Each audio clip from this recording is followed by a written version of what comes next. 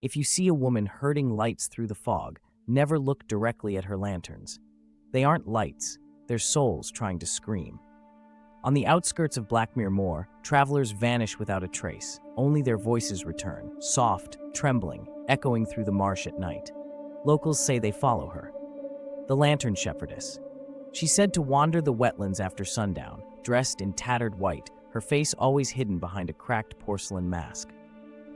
In her hands, she carries a shepherd's crook, and dangling from it, half a dozen glowing lanterns that sway gently in the mist. But if you look closely, you'll see shapes inside each lantern, tiny silhouettes writhing, pressing against the glass, like something trapped inside trying to claw its way out. Evan Morris, a photographer obsessed with forgotten legends, came to Blackmere determined to debunk the tale. He camped near the bog, camera in hand, waiting for her to appear. That night, the fog came thick as wool, and in the silence, he heard bells, faint, metallic, coming closer. Then he saw the glow, 6 lights moving together, smooth and slow, like a flock guided by an unseen hand.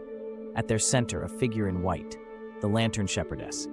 Through his camera lens, Evan zoomed in. The lanterns shimmered, and within one he saw a human face, eyes bulging, mouth open in a silent scream. He blinked, thinking it was a trick of light.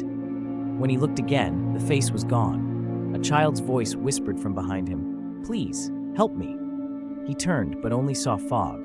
Then something brushed his shoulder, cold, wet, like fingers made of mist. His flashlight flickered. The shepherdess was right there, mask tilted, head twitching like a marionette.